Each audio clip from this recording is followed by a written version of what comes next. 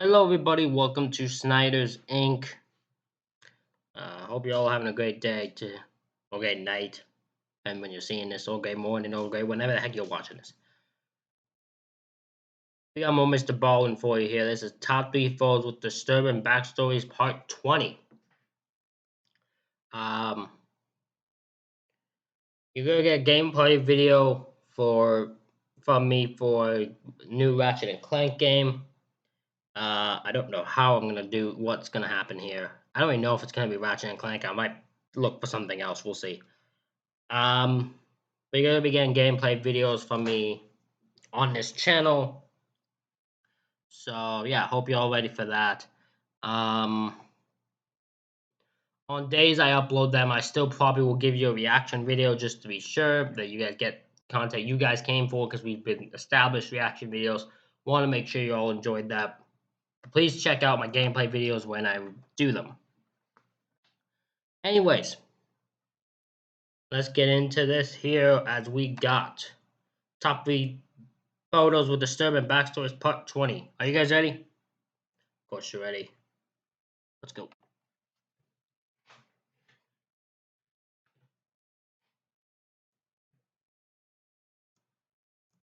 This one's way shorter than the last one.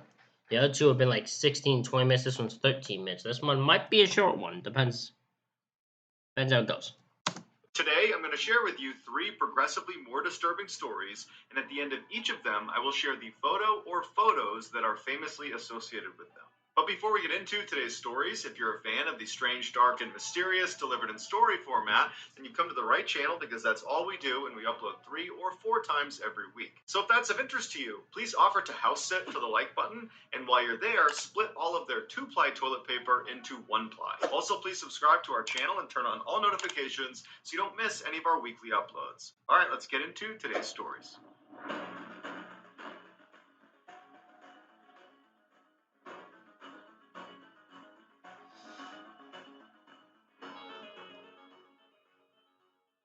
In 1992, 41-year-old Marvin Heemeyer purchased a plot of land in the small town of Granby, Colorado. There, for the next decade, he would run a muffler shop. Then, in the early 2000s, a cement company approached him and asked if they could buy a portion of his land so they could build a plant. And at first, Marvin was not really interested in the idea, but the cement company was offering a lot of money. And so Marvin came around to the idea, and after a long negotiation, Marvin and this company were about to sign a contract when Granby's zoning commission informed the cement company they didn't need to buy Marvin's property in order to build this plant. They could actually build it right next to Marvin's property. The cement company was thrilled. Marvin was furious.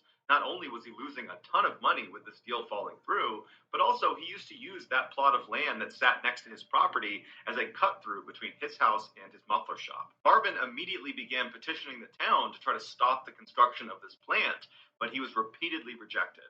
And within a year, I mean, yeah, if you're telling him, if they're like, well, I need that to get to my muffler shop. Well, you could find another way there. Yeah, they're not going to stop for that reason. Of course they're going to let you do it. There's no issue with that. They have no right, they have no reason to defend. They have no right to approve of his right to stop it because in the end, it doesn't affect him. He has his land and everything else. here, the plant was built right next to Marvin's property. A couple of years later, on the afternoon of June 4th, 2004, Granby residents heard a very loud sound that almost sounded like thunder coming from somewhere in the town, and so they ran outside to see what it was. When they looked down the road, they saw it. It was a fully armored bulldozer coming right down the center of town. The sides, the top, the back, the front, the whole thing was completely encased in steel sheets, and in some parts, the steel was over a foot thick. Traveling at 4 miles an hour, its treads were enormous, and as it went over the road, it was taking huge bites out of the ground.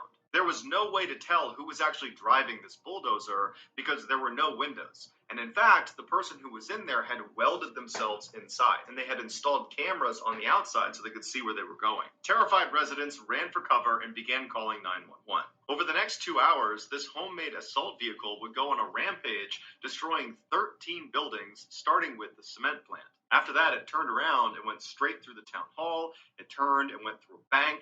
Then it went through the police station, and then the local newspaper. And then it also went through a local hardware store. Okay, so this dude just has a muffler shop because this has to be this dude, or he wouldn't have mentioned him. This dude is annoyed because this town did not approve of his little cut through to his muffler shop, and told him no, we're gonna build something there because it's free land that we're going to. This dude got so pissy and so bitchy about the fact he didn't get how he wanted that he made a bulldozer, grabbed the bulldozer, welded himself inside, and just started going on a fucking rampage with it. What the fuck's wrong with you? You weirdo! What's wrong with you? That messed up! Messed the hell up!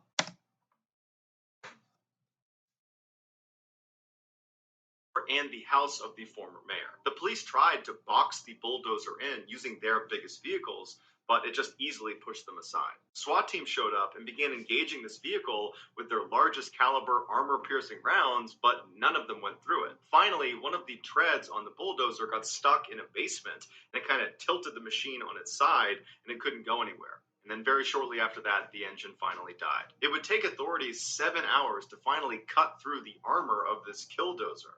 When they looked inside, they found that Marvin was the one driving it, and he had taken his own life. Marvin had spent the past year and a half building up this bulldozer specifically so he could seek revenge on the zoning committee as well as other town officials that he felt screwed him. Marvin was the only fatality, but before he died, he caused over $7 million in damages. Here are some real images of Marvin's killdozer.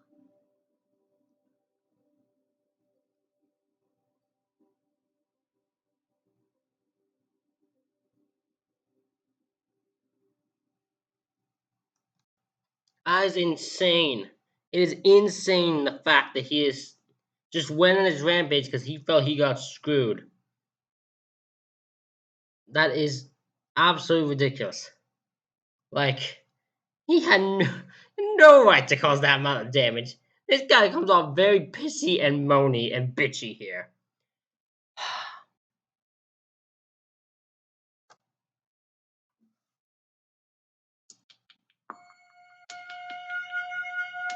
On the evening of December 19th, 2016, 62-year-old Russian ambassador Andrei Karlov was ushered into a famous art museum in Turkey. There, Andrei was going to deliver a speech at the opening of an exhibition of Turkish photography that featured the Russian countryside. Andrei had been a Russian government employee for the past 40 years, spending much of his time in North Korea, but in 2013 he took this post as the ambassador to Turkey. Although he was a seasoned diplomat, he knew there was a lot riding on this visit. His appearance there was following several days of protests by Turks against Russian involvement in the Syrian civil war. Andrei was there to ease the strain in Turkish-Russian relations as officials from both countries met to broker a ceasefire in Syria. As Andrei made his way across the room, he had a lot of things on his mind. But one thing he wasn't concerned about was his own safety. The museum had state-of-the-art security cameras, and everyone who was going to be attending his speech had been carefully screened and vetted. Andrei was also protected by his own personal bodyguards. There were these men in dark suits that fanned out around him as he stepped up to the microphone. The bodyguard who stood directly behind him was 22-year-old Melvit Altuntaş. He was a Turkish native who for 2.5 years had served on an elite riot police unit, and over the past year, he had been asked 8 separate times to be on the personal security detail of the Turkish president. Andrei looked down at the podium at his notes, then he looked up at the room that was filled with journalists and dignitaries, and he composed himself, he cleared his voice, and he began to speak. Behind him, Mevlut, the bodyguard, opened his jacket slightly and continued staring at the back of Andrei's head. And then in one swift motion, he drew a pistol and fired 3 shots into the ambassador's back. The security. Oh man, this guy. This man waited and waited until this guy became the one he was head security for, and then took action. This guy saw his moment and took it. Oh my god, this is like a movie. Because you would see that in a movie or a TV show where the security is the one that's behind it all along. His head security guy is the one who betrayed him. Wow, what a hell of a twist that makes. I mean, it's not a twist. Once he mentioned him, I knew that probably was the case. But that is insane. In fact, security guard is the one that took him out. And then when the ambassador fell to the ground, Mevlut moved on top of him and fired 4 more shots, killing him. Guests started screaming and running for cover. Meanwhile, Mevlut pointed his finger into the sky and yelled, "Do not forget Aleppo, do not forget Syria." And then he began walking around the exhibit, smashing the pictures on the wall before Turkish security forces showed up. There was a gunfight, and Mevlut was killed. It would turn out. Wait a minute. Wait a minute. Hold on. He had multiple security guys, didn't he? He didn't just have him, did he? He had multiple. I thought. If he had multiple, where the hell were the other ones? If it was him, just him. I mean, even setup wise, that's shitty. That's horrible. That's horrible. So, what the hell else happened? I thought he had multiple security. I guess not.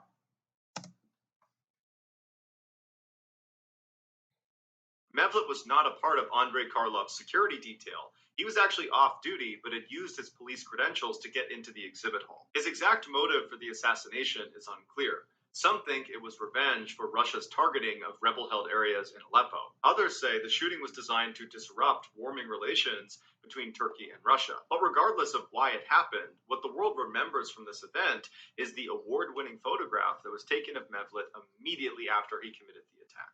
Here is that photo.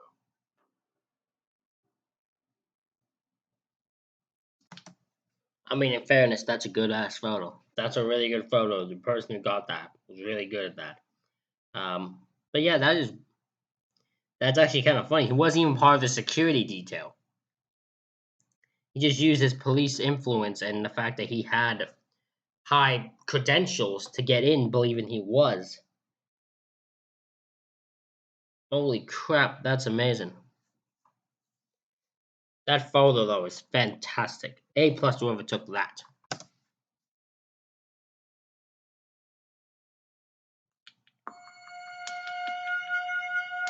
In the fall of 2015, 21-year-old Otto Warmbier was a gifted student at the University of Virginia. He had a passion for seeing new and faraway places, and so one day when he was on campus and he saw an ad for a trip going to one of the most secretive places in the world, North Korea, he jumped at the opportunity to go. The tour was being run by a group called the Young Pioneers, who I absolutely, under no circumstances, don't care how much I want to travel because I want to travel a lot. This ain't one place I want to travel to. I'm just saying. slogan was, "We take you to places that your mother would rather you stayed away from." But they promised their tours were totally safe.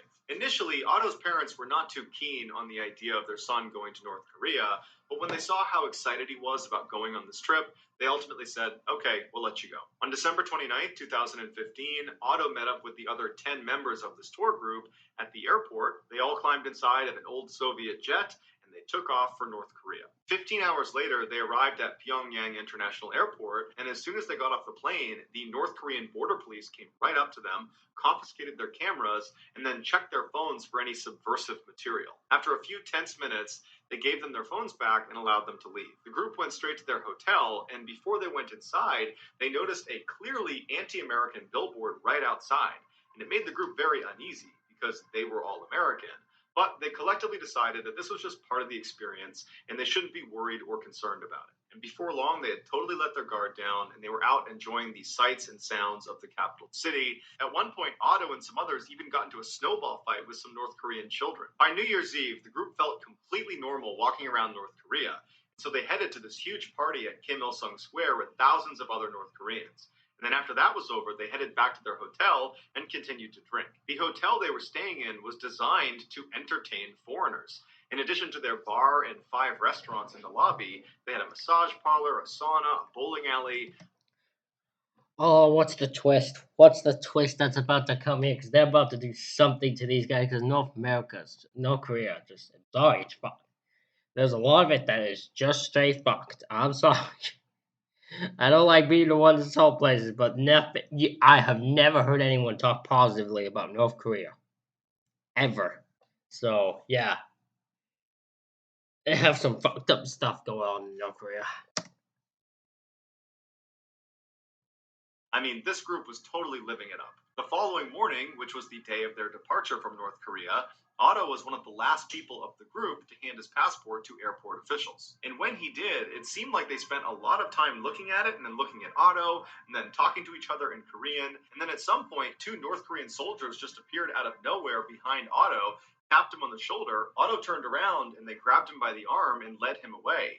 The others from the group that saw this happen would say Otto didn't put up any resistance and didn't look scared. He just walked with them. Later, North Korea would release grainy CCTV footage taken from inside the hotel where Otto and the group was staying that showed this unidentifiable figure walking into a restricted area pulling a poster off of the wall. And the North Koreans were saying that figure was Otto. After taking Otto from the airport, North Korean officials said they found the poster that had been stolen in Otto's possession. And they accused him of a very serious crime in North Korea, which is damaging or stealing any item that has the picture or name of the North Korean leader on it. Otto. Ooh. Ooh. Ooh, that's not a good thing because you look at the. You got the footage. Where's the footage? Hold on. If you look at this footage,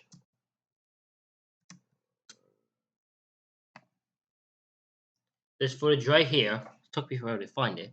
You look back to it right here. I mean, this could be anyone. This photo is so. This quality of this camera is so shit. It could be anyone. But if they want to target someone who's American, it is easy to say, well, it's him. Because look at, there's nothing to do it. There's no description. There's nothing to do. It's the worst camera quality you can have, but it's perfect for if you want to frame somebody, which seems like North Korea want to do in this instance. Into a restricted area, pulling a poster off of the wall. And the North Koreans were saying that figure was Otto. After taking Otto from the airport, North Korean officials said they found the poster that had been stolen in Otto's possession.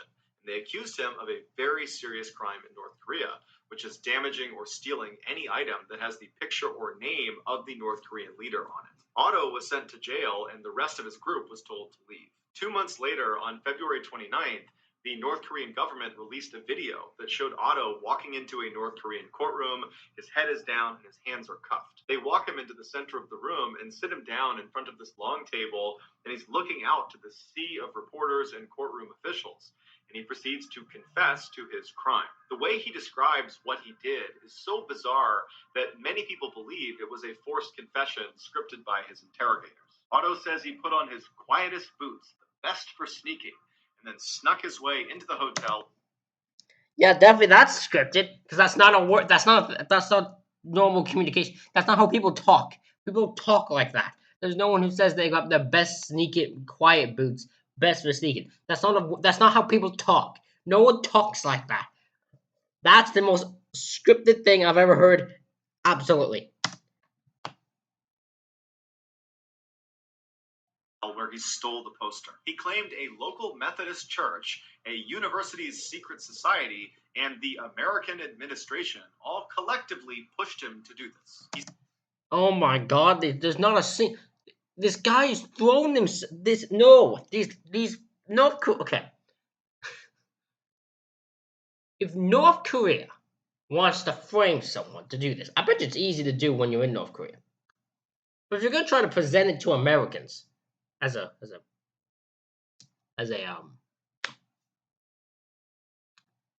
reasonable thing, at least have the person communicate like a human being.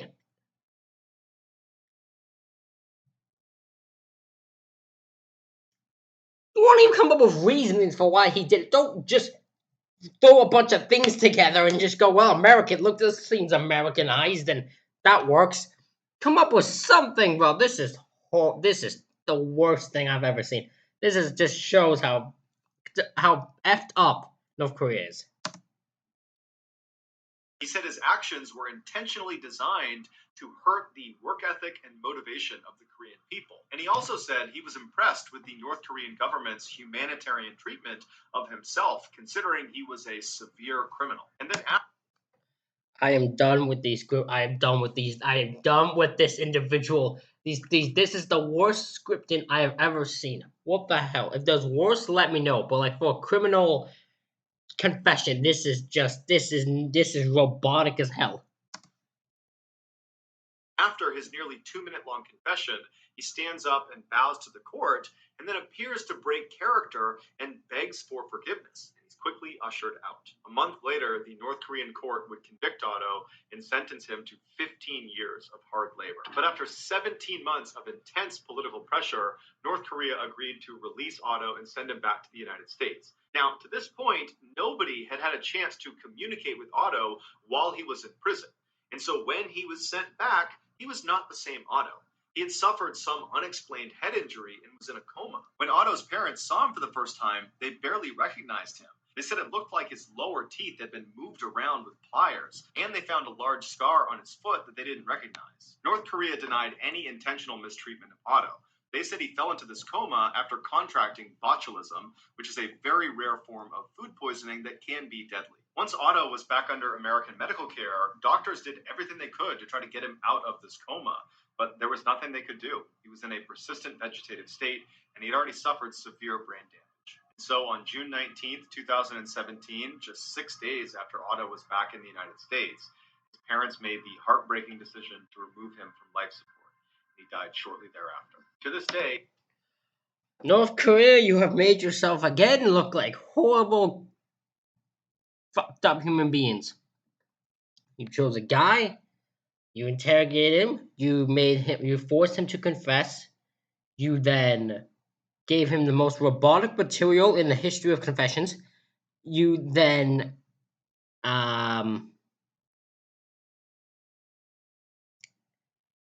sent him to prison, beat his ass to the point he got a brain injury, and did some other fucked up shit to him. Then you sent him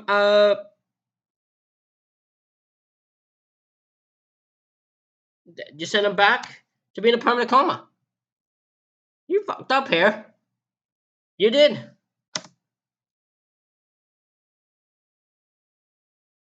no one really knows what actually happened to Otto. Here is one of the final photos of Otto while he was still alive and healthy, taken right after his strange confession. He's holding back tears and begging for mercy, but mercy would not come. So that's going to do it, guys. That one's just messed up. That last story is so messed up. I don't care what anyone says. That is so absolutely, completely, 100% fucked up. Wow. It is insane. Absolutely insane that all happened. And there's going to be some people who might get annoyed with me for what I've said. I don't take back any of it. Ladies and gentlemen, hope you all enjoyed this reaction video. Hit the like button, hit the subscribe button, comment what you think down below. Thank you all for watching. I will see you all for the next one.